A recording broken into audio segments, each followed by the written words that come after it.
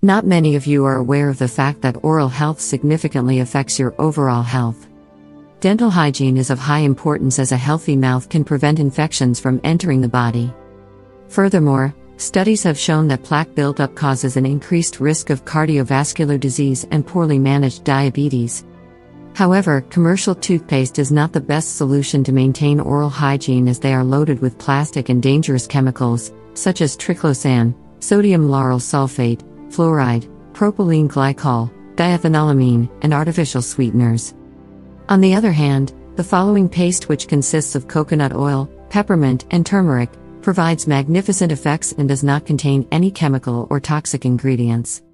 Coconut oil has powerful antibacterial properties, treats inflammation, and fights bacteria. Turmeric is rich in antioxidants and has potent anti-inflammatory and antimicrobial properties. It effectively treats common dental issues such as gum disease.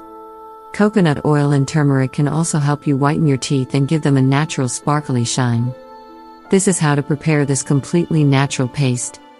Ingredients: 1 tablespoon coconut oil, 1 to 2 drops of peppermint essential oil, 1 teaspoon or 2 capsules turmeric.